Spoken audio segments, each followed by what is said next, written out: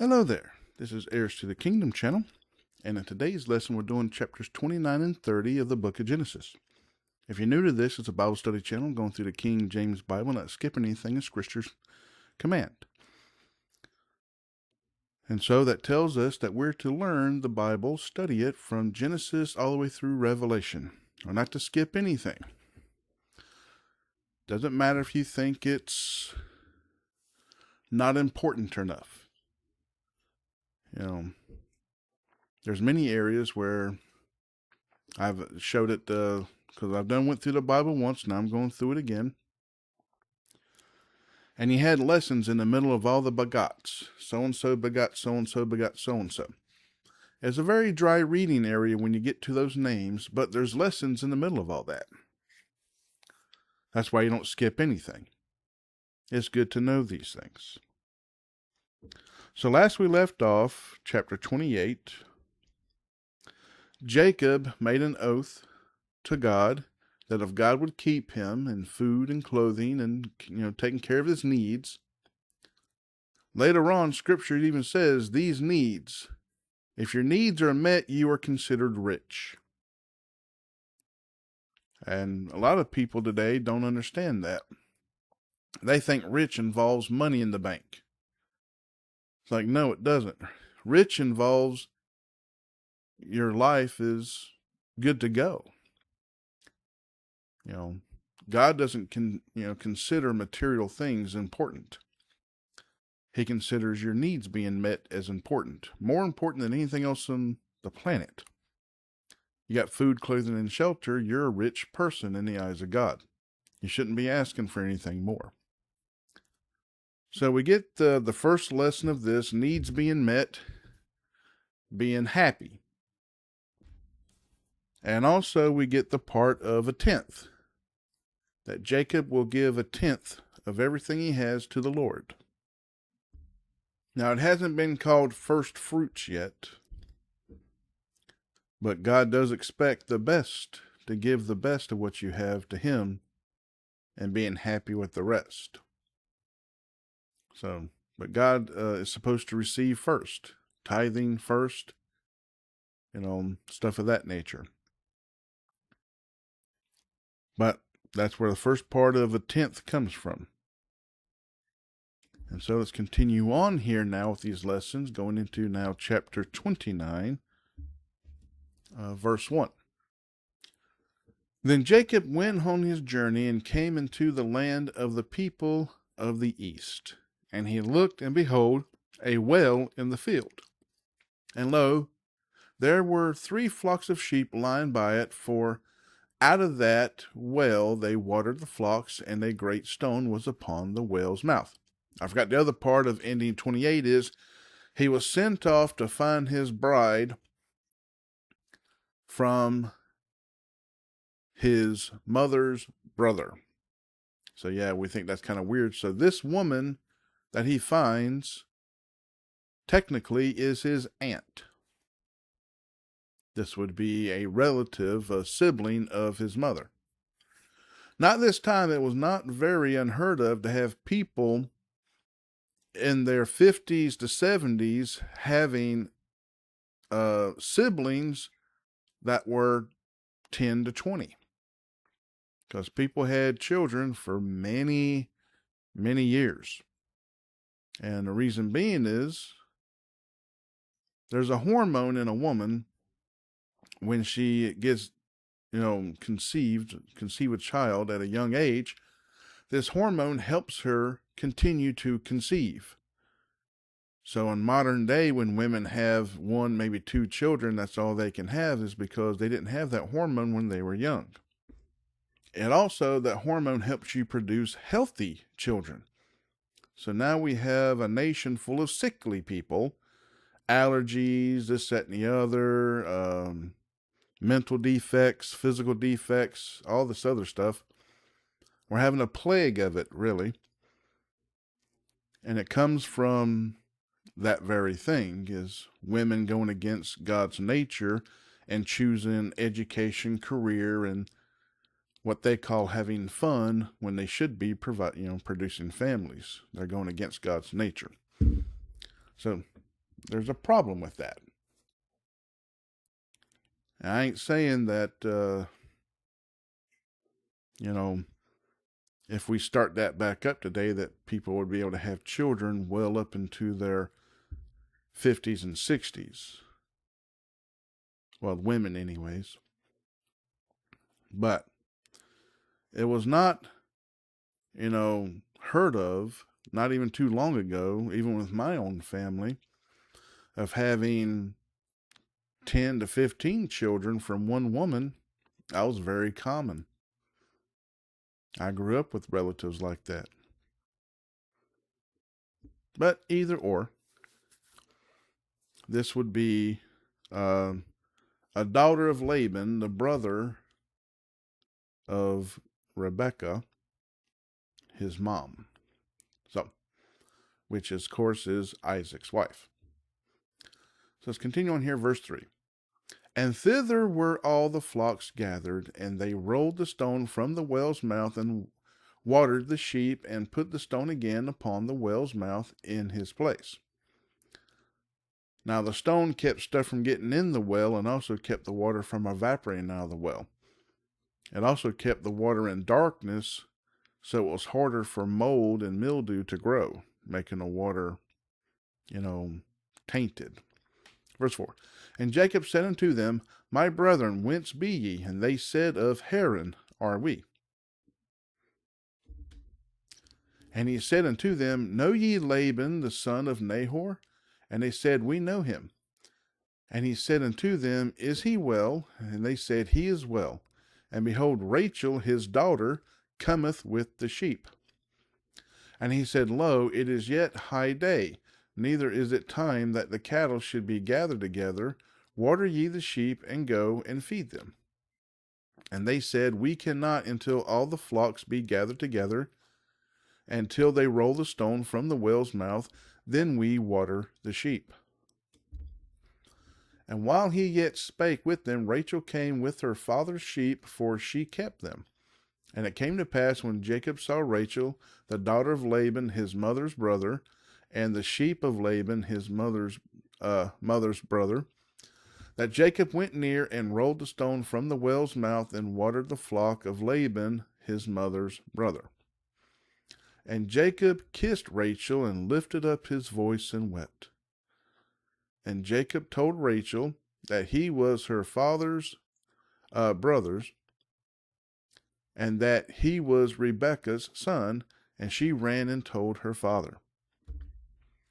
And it came to pass, when Laban heard the tidings of Jacob his sister's son, that he ran to meet him, and embraced him, and kissed him, and brought him to his house.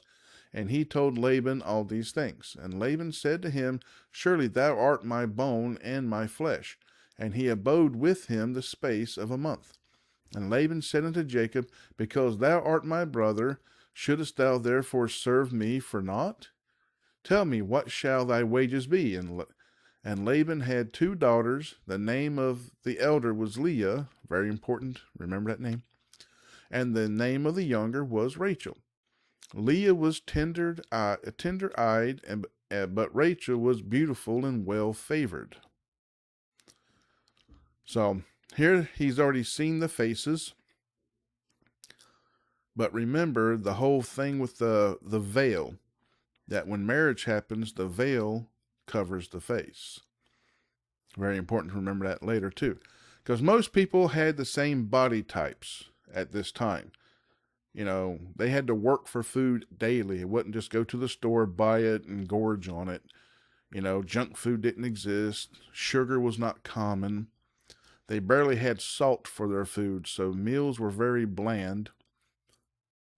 And so I'm pretty sure they had some spices they could use, some stuff, herbs, whatever they gathered from the field to, spruce up their food. But either or, if you really want to lose weight, don't use seasonings and eat very bland food, because you'll eat less because it won't create more of an appetite.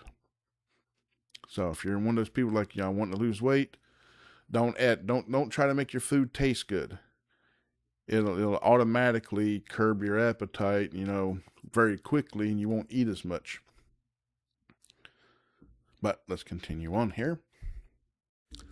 18. And Jacob loved Rachel and said, I will serve thee 7 years for Rachel, thy younger daughter. And Laban said, It is better that I give her to thee than that I should give her to another man. Abide with me. Now here it is. Laban now just said, promised Rachel to Jacob for 7 years of labor. He didn't ask for wages of money because he's happy that his provisions are met. Food, clothing, shelter. Doesn't need nothing else. But let's continue on here, verse 20. And Jacob served 7 years for Rachel, and they seemed unto him but a few days, for the love he had to her. And Jacob said unto Laban, Give me my wife, for my days are fulfilled, that I may go in unto her. And Laban gathered together all the men of the place, and made a feast. And it came to pass in the evening that he took Leah his daughter, and brought her to him, and he went in unto her. Now how did this happen? Well, they do this stuff at nighttime. Their services were simple. They had a tent set up. You had the wedding feast, and everybody was around the tent. And when the face is covered and everything else, and it's also dark, you can't see as good, you go into a dark tent and you consummate the marriage. You do that in front of everybody. But remember, they didn't have light bulbs. They had little oil lamps. Torches didn't show much light or this, that, and the other. So you'd feast during the day and stuff. When it started getting dark, blah, blah, blah, that's when things happened. So he didn't know that he had Leah. He thought he had Rachel. Let's continue on here. 24. And Laban gave unto his daughter Leah Zilpah, his maid, for an handmaid. Zilpah. I said Zilpah. Dyslexia. Zilpah. Verse 25. And it came to pass that in the morning, behold, it was Leah. And he said to Laban, What is this that thou hast done unto me? Did not I serve with thee for Rachel? Wherefore then hast thou beguiled me? And Laban said, It must not be so done in our country to give the younger before the firstborn, which is something he should have told Jacob in the very beginning. I'm pretty sure Jacob would have went out while he was working for 7 years and found somebody for Leah so he could have Rachel. But no, they had 7 years. So evidently Leah said something about her. She has, I think the name was meaning cow eyes or something like that. She has big eyes. So evidently she wasn't something that most men wanted, or she would have already been a wife. Anyways, this is part about being deceitful. So technically Laban sinned against God for doing this very thing. So let's continue on here, 27.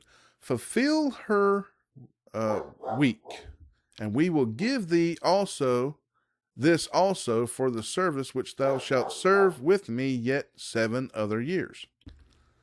And Jacob did so, and fulfilled her week. And he gave him Rachel his daughter to wife also.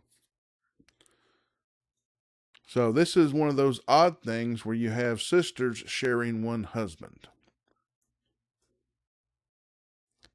Now, the fulfill her week part, from what I remember of studying that, means that you have a week to return the merchandise. Because you don't know each other. Maybe that person's not going to be a good wife. And this, that, and the other. So, you consummated the marriage, fulfill the week, and, that way you keep her. Now, the weird part about this relationship comes up because the handmaid is involved in this, Zilpah. Rachel has a handmaid as well. And all 4 of them share the one man. For some people, they might say that that's awesome, but for most of us, it's like, that's just way too much. Way too much headache there. Because see, now he's responsible for providing for 4 women and all the children he's going to have with these women. But anyways, we'll get more into that here in a little bit. Because Jacob is the one renamed Israel. And he will, the sons he has will be the 12 tribes of Israel. But let's continue on here. 29. And Laban gave to Rachel his daughter Bilhah, his handmaid, to be her maid. And he went in also unto Rachel, and he loved also Rachel more than Leah, and served with him yet 7 other years. And when the Lord saw that Leah was hated, he opened her womb, but Rachel was barren. See, the one thing is, he had the one desire was Rachel, but he was given a wife, and it's not exactly what he wanted. But his oath was, my needs be met, and I will serve thee. So, most men today is like, if I just had a woman that would be a good wife, I would be happy. Well, he had one particular he wanted. Of course, we just read about this. And now, I don't know if she was hated or not, because he does have multiple children with this woman. So he did keep going in unto her. And they never mention the daughters and all this. They mostly only mention sons. So, must not have hated her too much, but it was Rachel he wanted the most. Verse 32. And Leah conceived and bare a son, and she called his name Reuben. For she said, surely the Lord hath looked upon my affliction. Now therefore my husband will love me. And she conceived again and bare a son, and said, because the Lord hath heard that I was hated, he hath therefore given me this son also. And she called his name Simeon. And she conceived again and bare a son, and said, now this time will my husband be joined unto me, because I have borne him 3 sons. Therefore was his name called Levi. And she conceived again and bare a son, and she said, now will I praise the Lord. Therefore she called his name Judah, and left bearing. Of course, Judah is where King David comes from later on, Jesus, but chapter 30. And when Rachel saw that she bare Jacob no children, Rachel envied her sister, and said unto Jacob, give me children, or else I die. And Jacob's anger was kindled against Rachel. And he said, am I in God's stead? Who hath withheld from thee the fruit of the womb?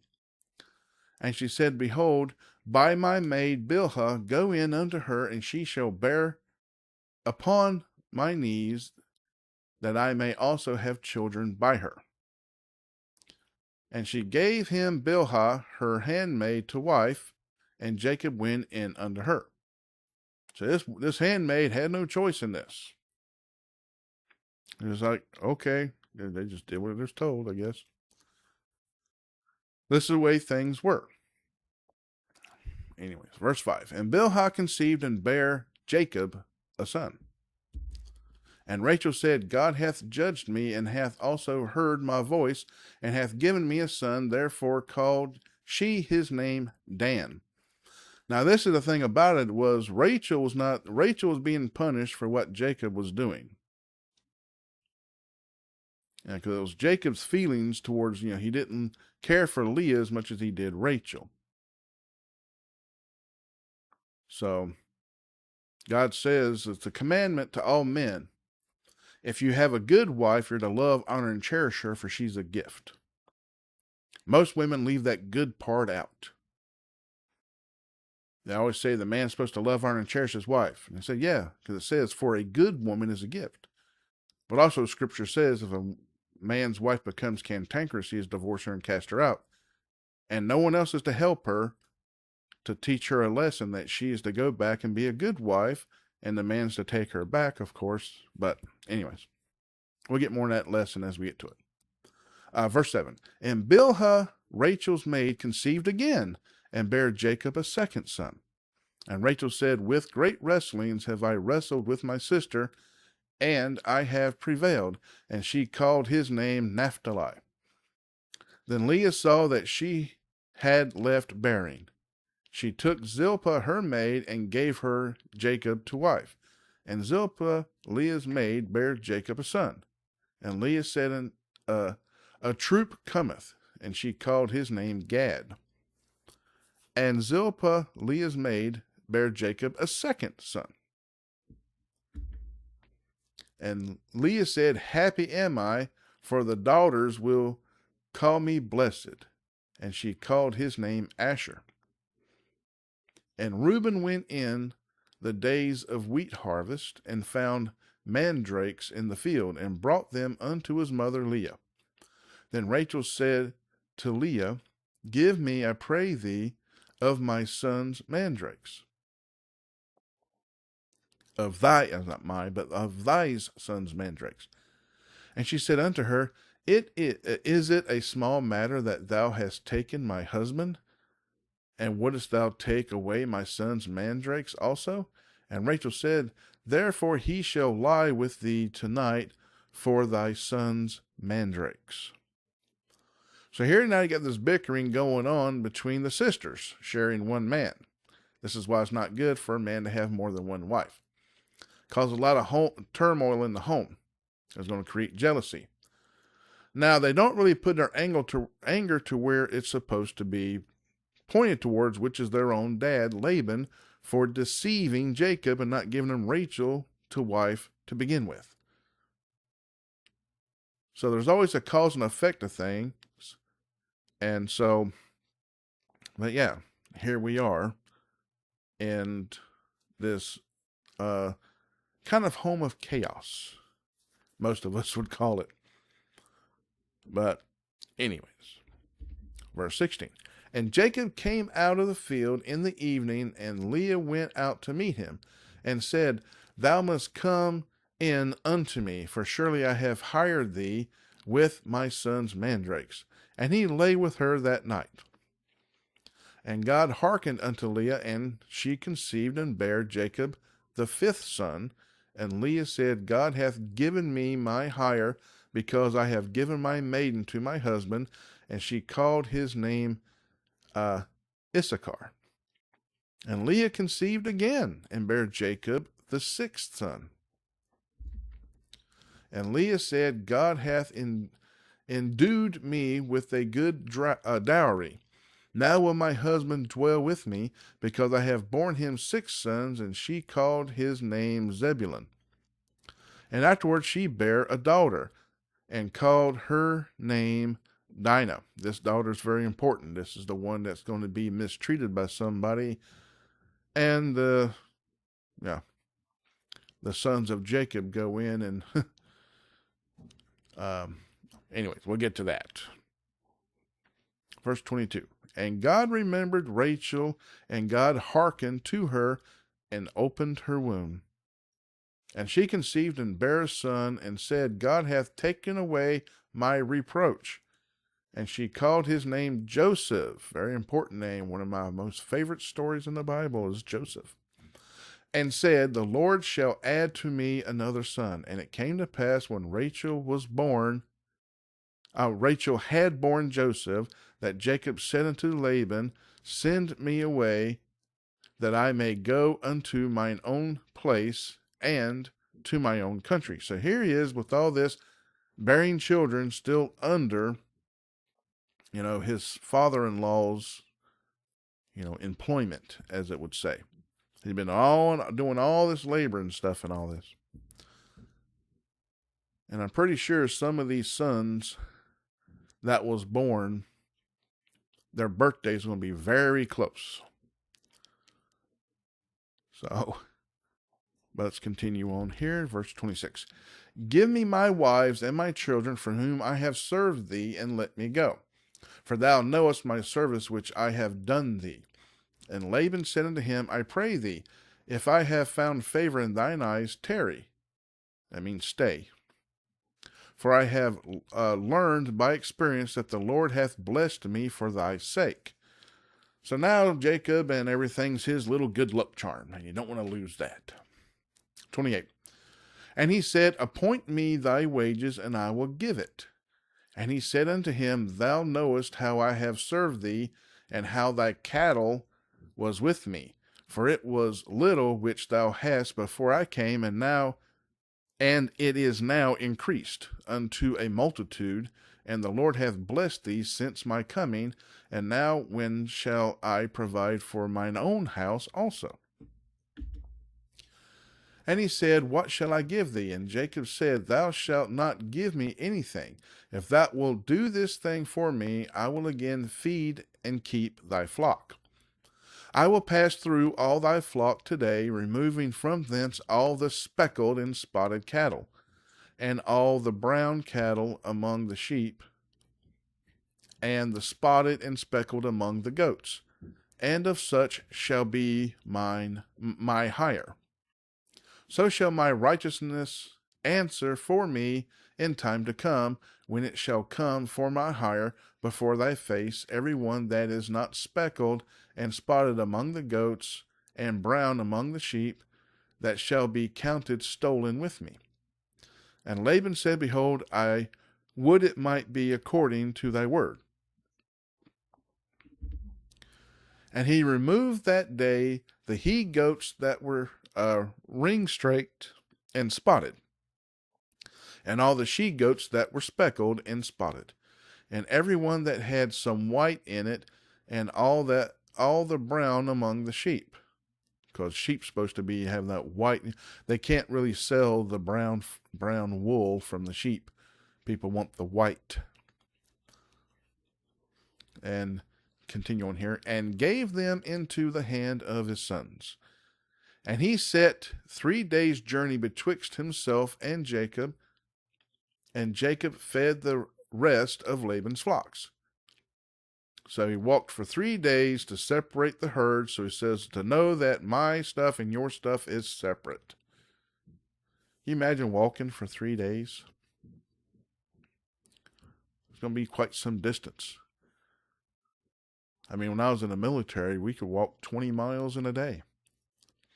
And he had to walk that distance back to serve his flocks every single day. I don't know how that worked. Well, I'm sorry. When you're going with cattle and stuff, you're not walking nowhere near as fast because you're moving herds. So, pretty sure, yeah. Let's continue on here, 37. And Jacob took him rods of green poplar and of the hazel and chestnut tree, and piled white strakes in them, and made the white appear which was in the rods. And he set the rods which he had piled before the flocks in the gutters, in the watering troughs, when the flocks came to drink, that they should conceive when they came to drink. So he made some plumbing, making watering troughs. Verse 39, and the flocks conceived before the rods, and brought forth cattle, ring-strakes, speckled and spotted. And Jacob did separate the lambs, and set the faces of the flocks toward the ring-strakes, and all the brown in the flocks of Laban, and he put his own flocks by themselves, and put them not unto Laban's cattle.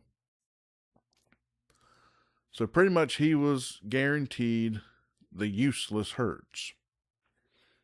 That's what he cut. They were not pure. They wouldn't sell as much or at all. So what he did here was to ensure that the offspring of what was left would become this, so he got more in his ranks. But let's continue on here, 41. And it came to pass, whensoever the stronger cattle did conceive, that Jacob laid the rods before the eyes of the cattle in the gutters, that they might conceive among the rods. But when the cattle were feeble, he put them not in. So the feebler were Laban's, and the stronger Jacob's. And the man increased exceedingly, and had much cattle, and maidservants, and menservants, and camels, and asses. And that's the end of the lesson here. So God told him what to do, gave him the knowledge he needed. And so not only did he have a large herd, he had to have people for these herds. Now, when they say maid servants and men servants, these were permanent servants. They didn't receive wages. They received, their needs. The word slave is also used to describe these people. But at this time, most people were not fully bought. There's a saying in the Bible also, it is better for a man to enslave himself to someone that can do better for him than himself. So these would be people that a lot of times would volunteer because they couldn't find a spouse or something of that nature. They didn't know what to do in life. They just weren't that good at starting their own thing. And they still needed provisions. They needed a job. And this is how they would live. And they would serve a master. I'll tell you right now, if you think you're free today, try living life without your job. You're the exact same way, except instead of the boss taking care of you, housing you, feeding you, and clothing you, you got to take what little wages they give you and do it yourself. This way would be better, because then you get to live with the master. So you normally would live better living with the master than on your own. And it was not wrong for the maidservants and the men servants to start families either. But anyways, we'll get more into that stuff later. Some people say, well, this is just horribly wrong. And I'm sitting there like, we're doing it today, in a sense, because the government's done passed all these laws, rules, regulations to where you need all this money to start a business. You got to have these permits, these licenses. You got to have permission, blah, blah, blah, blah. They ensure that you don't succeed so that you stay a servant. And some people, they get out of it. They're able to do something and get worked up enough. And a lot of people are doing these home businesses with 3D printers and everything else and stuff today, and they're climbing out of this servant role. But ask them, how many hours do they spend doing it? And you're going to hear 18-hour days is a common. 15 to 18-hour days easily, 7 days a week. It's a lot of work until you can be big enough and everything else to hire employees. That way you can go to 8, to 10, 12-hour days. Anyways, if anybody thinks it's so horrible that they live this way, well, we're still living that way in a sense. I don't think we've ever stopped, really. We had a while there where you can just go out there, find land, stake it off, start a family, start a herd, start a lifestyle, build a cabin, then start a family. That was it. But you only had what you produced, and that's how you lived. And so you still kind of lived a poor life, but it was your life, not serving others. Anyways, that's the end of this lesson. I just noticed we went over the 30-minute mark with that one. Sorry about that. But it is Sunday. The lesson's getting done a little early today. Church was closed due to the weather, snow and ice. But that's okay. God's word is, always in front of us as long as you have a Bible. So you can do church every day, everywhere, whenever you want to. Unless you're in a country that's abolished a Bible and it's illegal to have one. So if you're finding this on the internet and it's the only thing you have of the Bible, I'm sorry that you have to live that way. These are things we need to pray about for people like this. It's illegal for them to have a Bible. I don't know if this can even reach those countries with all the regulations they have on the internet and stuff. But I hope it is. You know, a lot of times here in America, we forget about how hard a life is for other people. These are the things we pray about. All nations, all people, the lost, the found, all situations. We're to always pray. You got people that want to learn about God and they can't. The word's kept from them. That's kind of a horrible way to live. Far worse than being a maid servant or a men servant. So don't forget to pray. And don't forget to give God all the praise, worship, and glory and thanks and everything, the good, the bad, the ugly, and the indifferent. But I'm going to go ahead and end this lesson here. So until next time, God bless, good night, and goodbye.